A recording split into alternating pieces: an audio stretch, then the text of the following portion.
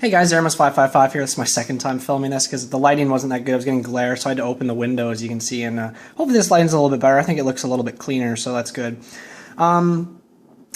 Basically what I'm doing here is a Karakuri Geargia deck profile, if you couldn't already figure that out from the two cards. I love this deck. I'm so glad it's back to full power. It's so good still. It's a little bit slow early game. I mean, a lot of people do argue that because of armor, you don't really get going until turn 3, but now that we have Geargiagear in the game, it's nice because even if you don't open armor, you still have a lot of really good plays you can do. And this deck just recurs really well. It's super grindy, and you can just OTK out of nowhere. It's got some really sick XYZ and Synchro plays, one of which I will show you guys that I actually do quite a bit now. It's a Trish combo, and I love it. It's great. And overall, this deck's really strong. It's actually, I think, better than all the decks that just got hit. I've been testing all the newer decks, and I feel like Necroz is definitely dead. I don't care what anybody says. That deck is just super weird now in the way that you have to play it with, like, Brilliant Fusion and stuff. It's just really bizarre.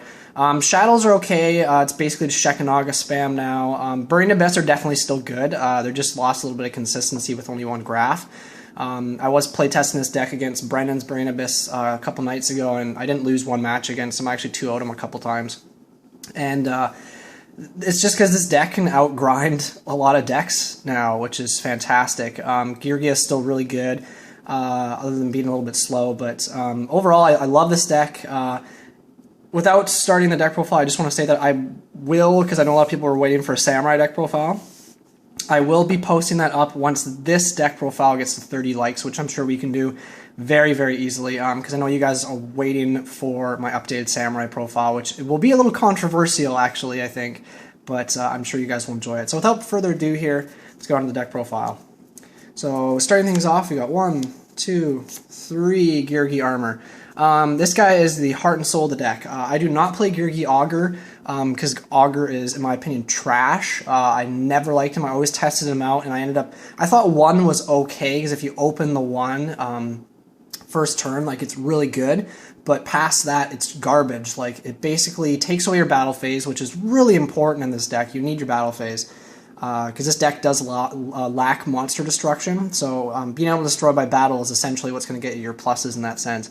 The other problem with Augur is that you can only you can only special summon machine-type monsters for the rest of the turn, so that's actually pretty awful, just for the main fact that a lot of your extra deck is utility cards, so it's just really limiting. Like, the best thing Augur does is makes you a Gear Gigant, and that is not really relevant. He's 2300, people run him over, and it's like, okay, even if I do summon the Augur, Surge Accelerator, and then detach and get a search, basically all that's doing is giving me a +1, but it's setting me back because the battle phase, once again, is so important. So I don't like Augur. I think he's terrible past turn 1, so I don't play him.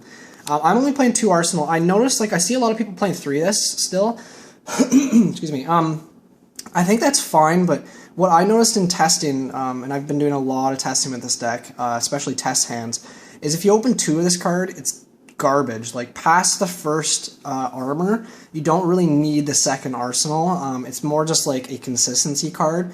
And the only other thing you ever do with Arsenal is, like, tribute it off for Geargiano, special accelerator from hand, make a Gigant, detach the Geargiano, and then search something out. So the Gear Gigant is floating. So opening 3 of these, or opening 2 of these, is really bad, and like, yeah, I get it, you do want to open one or the other, but I mean, like, if you do the ratio-wise, like, you actually have a really good chance of opening one of these with this percentage, but if you bump it up to 3, you have a higher chance of opening one of each of these, and I don't like that because it's slow. I'd rather open more trap cards. Plus, we have Geargiagear now at 3, so I mean, that really makes it so this card isn't as relevant as it once was, but I still think it's good at 2, and honestly, at 2, it's been testing fine. Like, I've never had it in any game so far where I'm like, oh, I wish I had another Arsenal. Like, I've just never had that show up. 1, 2, 3 Geargiaccelerator. This card is kind of your Keyzone in the deck, as I've heard some people put it, which makes sense. You basically, when you control a Geargia monster, you can special summon him in face-up defense position. He's kind of your XYZ plays. I did hear Mega Capital G say in he just did his top 10 decks, budget decks video. He didn't have this deck in that top 10 list, which I thought was BS. And that's especially for the fact that he says that Satellar Knights do better what this deck does, which is, I think, is wrong. I think that Geargiarmor and Geargiagear are better potential search cards than Deneb, especially with Rhoda at 1. If that deck doesn't open up Deneb now, like, it's not very consistent. And this deck has so many ways of getting to armor or getting to a search card that I think it does the rank 4 spam much better than Satellar Knights do. So the only thing I will argue with is obviously that Satellar Knights do have, I'd say, a better trap lineup, but I don't know. I think this deck is better than Satellar Knights now. So, moving on with the monsters, I am playing one Geargiano Mk-I. Doesn't say Mk-1, but he has Mk-I. I've seen some people run 2 of this now. I think that's fine too. I'm kind of playing a techie monster, which I will explain. You do need to play quite a few gears now, just because Geargiagear is at 3, and I would never play less than 3 Geargiagear.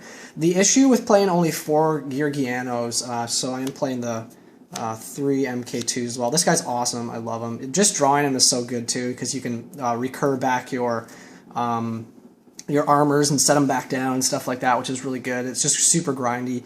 But the problem with just running, if you just played these 4, is that if you open 1 and a Geargiagear, all your other Geargiagears in the deck are dead, unless you do an Emerald play, which I'm not playing Emerald, to put the Geargias back into the deck. So I don't like that. So what I'm playing as a 5th target is Geargiano Mk-III. Now, this guy's actually really good. Some people are like, oh, he's a dead draw. And it's like, yeah, he's a dead draw. But I mean, so is Geargiano. Like, if I draw Geargiano and I have to normal summon him, that kind of sucks, right? Like, I have to normal summon him, tribute him off to get something from the graveyard. Like, that's okay. But it's not great. Ideally, you want to be drawing the Mk-IIs, and you want these guys, you want him and Geargiano in the deck. So what I'll do is, like, if I open Geargiagear first turn, I will always special Geargiano, I will always special Geargiano and Mk-III first off the first Geargiagear. This guy generally won't get his effect that way, but what this guy does is when he specials someone by the effect of a Geargia card, so that does include, like, if Mk-II specials him back, and that also includes Geargiagear. So what you do in the end phase is you special him out, and then if you have, like, an accelerator or an armor that was killed in the graveyard, he will special it back in defense position. And you're not allowed to special summon other monsters except for Geargia monsters for the rest of the turn. That monster at special summon's effect is also negated, but this doesn't matter because you're doing it at the end phase. So basically off of 1 Geargiagear, you're getting 3 level 4 monsters, which is awesome. It's so good. Yes, if you draw this guy, it sucks, but you can special summon him from your hand off Mk-II if you're really desperate. So the limitation with that, though, is, like, if I do that, I am unfortunately stuck with not being able to XYZ or Synchro for the rest of the turn. You also can't make Gear Gigant because he's not a Geargia monster, he's a Gear monster. And I'm not playing that crappy rank 3 Geargia monster, so that kind of sucks a little bit, but ideally the way I look at it is Geargiagear is basically a rescue rabbit, and you do risk drawing your vanilla monsters, so I'd rather just play this guy because his effect is so strong that I think he's worth playing for the 5th target, just for the fact that if you get off his effect, it's really strong. And if I do draw him, it's like, whatever, who cares? Yu-Gi-Oh! Ideally, if you don't like this guy, like I said, you could probably drop him out for a 2nd Geargia, or Geargiano Mk-I. So for the Karakuri engine, because this is the better version, anybody who's playing pure Geargias, you're doing it, I think you're doing it wrong. The pure Geargia version is just like, I think in that opinion, I would say yes, there's better rank 4 spam decks. Augur is not very good once again, and other than that, like, the deck's just kind of been bypassed by faster decks. So what this Karakuri engine does is, which I'm also playing in Nishipachi, what this engine does for the deck is it just adds a lot of utility. It adds OTK and spam potential that the other version doesn't have. Really what the other version can do is just spam out Gear Gigants, which isn't that great. Like, it doesn't really do anything. So this is the better version. Yes, it sucks if you draw a lot of these guys, but the 2 Saizans are level 4, so I mean, potentially they can be XYZ fodder, and I mean, Nishipachi actually works really well with Geargiarmor, because you can summon this guy if armor's set if you flipped him face down again that turn, and Nishipachi can flip him back up and you get another search, and then you can, like, special 2 accelerators and start going off. So pretty cool combos. And I am playing the 1 Birdman. this card is insane. Like, if you open Armor, Birdman, and Geargiagear, you basically win the game. Like, it's game over. If you open Geargiagear, it's such a tongue twister, and Geargiarmor without Birdman, you're just going to search Birdman out, and you're still going to win, because, like, if you just go off, it's insane. So, and then to round off the monsters, I am playing 2 Maxx's, because this is a bit of a slower deck. This helps the faster decks slow down a little bit, and I just love Maxx. I think it's a great card. So that's it for the monsters. I believe it was 19 monsters, I think, which is about the right number. I am playing for spells 2 Pot of Duality. This is just consistency. So some people say this card does conflict with the deck. It actually doesn't in my build that I've noticed. The only time it sucks is if you open Duality and Geargiarsenal, because you can't tribute to special in the same turn and play Duality. So it kind of comes down to the fact you're like, okay, should I Duality into something I might need, like a Geargiagear, or should I? Excuse me. Should I just you know, do the Arsenal effect and get me my armor and like bluffs at the Duality? So things like that. But this just adds consistency. And now with Geargiagear 3, you need to get to that Geargiagear to get going. I'm actually main decking triple Mystical Space Typhoon. I was playing Trapstones, but I noticed they were like really slow. And we are getting into a very pendulum-heavy format. And I mean, like when Monarchs and stuff come out too, this card will be really, really important against the field spell. It's really good against like that stupid, they have so many continuous spells and stuff in that deck that are just really, really nasty. And against pendulums, this card can be really, really, really crucial if you use it at the right time. So I think MST is awesome. It's just a faster card too. Like if your opponent has like 1 or 2 back row, you can just blast that back row. I did it several times against Brennan, where he would basically search out the Fire Lake in his Burning Abyss, and he would set it, and I would just like end phase MST it or something, or I would just blind space it before I went off, and I knew what it was, so he basically couldn't do anything, and I would just start destroying him. I am playing 1 Book of Moon. Super good with armor, because you flip armor up if they like Fiendish Chain them, Veiler them, whatever, you can book them back down, and still get the search, which is really strong.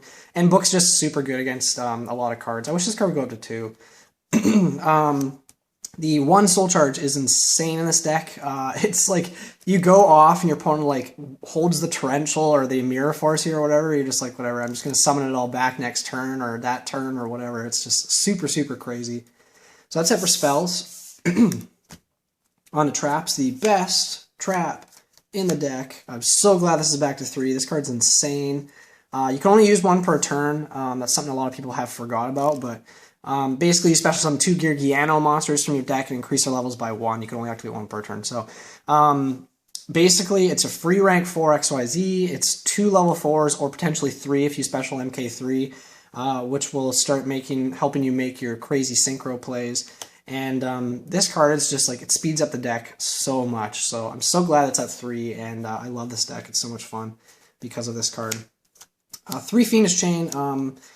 This card is going to be losing a little bit of effectiveness just because of Magispectors, but I don't think a lot of people are going to be playing Magispectors. I could be wrong, though. I think that deck is really strong, but I don't know. I still think you need to play Fiendish Chain. There's just so many cards that are monster effect relevant. You probably could like take one of these out for a breakthrough skill, and you know, if you wanted to, but overall, I really like my trap lineup. It's been testing really well. So 2 Called Haunted. This is basically just like if they kill your Geargiarmor, you can end phase Call the Haunted back in attack position, and then flip it face down and flip it back up, because it was manually flipped down by its effect. So, and then you can kind of make a free XYZ. So this is basically free XYZ. It's just more recurring, and it actually helps you OTK a little bit more as well. It's cool too because you can also bring back like your synchros, like you can end phase bring back Bureido and then like switch them into defense to draw a card, stuff like that. Or bring back Burei and then switch your opponent's monster, blah blah blah blah blah. 2 Mirror Force. This card is still really good. It's super strong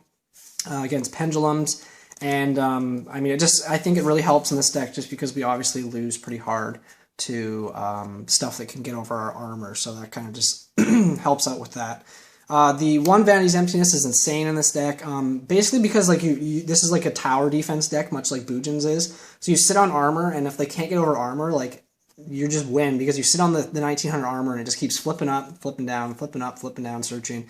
And the Vanities can sit there until you're ready to go off, and then you can just like blind MST them or something, and just, you know, your Vanities will go to the graveyard and you just start going ham. One Bottomless, I still think it's really good. Super good against pendulums.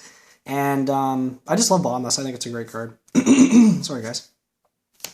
Torrential Tribute, I was kind of skeptical about this because this deck does rely a lot on, like, board presence, but I just decided that, like, decks can spam a little faster than me, and I'm not always going to open up with armor. So, like, if I open up with Torrential and Geargiagear, it's really good because my opponent goes off or something, I Torrential, or he plays 2 monsters at least, and I Torrential, and then I can still Geargiagear in the end phase and then start doing my own plays, so that's really good. And then last but not least is Solemn Warning, because this card is awesome. So I think that's 14 traps, I'm pretty sure. So on to the extra deck, starting things off. I will show you guys one combo too at the end of the video here, I just want to show you guys. So I'm playing the one Leo. You can make this, Leo's just really good, but you can make this off of a Burei and a, what's he called, Nishipachi. So yeah, Leo's just really good. I mean, it's good against BA. It's good against like any decks that have like targeting effects and stuff. So overall, just a really good card. I'm pretty sure this card's really strong against Magic Spectres as well, because I think all their traps and spells and stuff target. I could be wrong, but I'm pretty sure it's good. Trishula. So I see a lot of builds not playing Trish in the extra deck. That is definitely not the right way to do it. Make room for Trish. I'm not even playing Black Rose in here. I probably should, but I just never had a time come up where I'm like, I need to make Black Rose Dragon, because I usually always have like back row, and I don't want to nuke my own back row. So there is a combo to make this guy really easy, which I will show you guys, and it's actually a really strong play. Level 8s, I am playing Scrap Dragon. He's not as good as he used to be. You could probably take him out for like Crimson Blader when Monarchs come out, but I still think he's really good just for, you know, recurring. And you can always like pop an Accelerator that's face up, pop a card your opponent controls, Accelerator will activate, and you get to add a Geargia back to your hand. The one Stardust Dragon, this is generally one of the last level 8s that you go into at the end of your combo just to protect your big field, and Stardust is still a really strong card. There are a lot of cards that get over him now, though. Like, I mean, there's just so many cards in the game that like banish and bounce and whatever. He's not as strong as he used to be, but destruction is still very relevant. So for the Karakuris, I'm playing just one Bureido. I've never really had the chance come up where like, oh, I need to make 2. I think if the extra deck was a little bigger, I would play 2, but I think 1's just fine for the combo. You definitely need to play 2 Bureis, though, so these are the only 2 level 7s I'm playing. I'm not playing Black Rose, like I said. I just feel like I wouldn't ever really go into him unless I'm like super desperate, and at that point, like, the deck doesn't have very many strong comeback plays other than a Soul Charge, so I don't really want to wipe my back row or my board presence just to like hit some pendulum monsters. Generally, you just push through with this deck for OTKs, and for 2 Burei, which you can make very easily, essentially what this does is allows you to do a couple rank 7 plays. So those rank 7s include Dracossack and Big Eye. So I've actually made both of these. I make Dracossack more, surprisingly, but I think you should still play Big Eye, just because there's a lot of really, really strong cards in the game that you can steal, and your opponent just won't expect it. Potentially this is the guy that could come out. Like, I think you definitely make Dracossack more than Big Eye, but Big Eye could probably come out for Black Rose if I do find that starts to become relevant. So 2 Geargian X for rank 4s. 2's fine in this build. If you're playing the pure build, you can play 3, but I've never really needed more than 2. For other rank 4s, I'm playing Castel. He's very, very important. Diamond Dire Wolf, super good because you can like Geargiagear, and basically just becomes a 1-for-1, which is really strong. I am also playing the 1 Abyss Dweller, just because it's Abyss Dweller. It's super good against a lot of decks. And for my only rank 3, I'm playing Zen Mains. You could probably take this out. Like, this is really open to interpretation, but you could pretty much replace Zen Mains with like Soul of Silver Mountain, Alucard, or Mech-equipped Engineer would all be good. I just like Zen Mains because he's actually good because he can pop pendulums and back rows and stuff, and he's actually still kind of a pain to get over for some decks. So anyways, guys, that is the deck profile. Quickly here, we're running up at 20 minutes here, so I'm just going to quickly show you guys the combo. So what ends up happening here is, like, let's say you start going off with your GEARGIA KARAKURI combo. So what you're going to do is, so let's say you already have a Geargian on the field, and he's got your plays going, and you have, I'm just going to grab my monsters here. Actually, you don't need this guy. We'll just start off with armor. So let's say we had an armor, and he flipped up, and he grabbed you an accelerator. So you special the accelerator. Let's see, you have a couple accelerators, actually. I think you do need 2 for this combo. You guys can't really see, but I'll put them here. So you special the 2 accelerators, and then say you bounce one back with Birdman. And anyways, how your board's going to end is you're essentially going to, once you do all your plays and stuff, you're going to end up having 2 Bureis. So with the 2 Bureis, you're then going to overlay for, you'll have 2 Bureis and a Nishipachi, because the last Burei will special Nishipachi. So you're going to overlay for Dracossack. Dracossack's going to detach. You get 2 level 3 tokens, and then you can synchro with Nishipachi to make Trishula. Now, I actually do this play quite a bit. Trish is just so good against Cosmo, and then you're still stuck with a Dracossack that if you really want to, you can tribute the Dracossack off for itself to pop a back row, which is it's not bad, or pop something on the field. Or you can just leave it in attack position, and the Dracossack is actually still attack at this point because you haven't used its destruction effect, you just use its detach effect, so that's a really, really good play. And it's really the easiest way to make Trish in this deck because you do go into double Burei so often that at the end of that combo you can decide if you want to do that Dracossack Trish play because it's always there. Or you can use the Burei and the Nishipachi if you want to make a Leo, depending on the situation, then you're still stuck with a Burei. So the deck just has so many options for the plays it can make, especially out of the extra deck, that it's just super strong. Anyways, guys, once again, thanks for watching, and make sure to like, comment, and subscribe. And yeah, let's get this up to 30 likes, which should be really easy, and I will have an updated Samurai deck profile for you guys for the November 2015 format. Thanks for watching. Peace.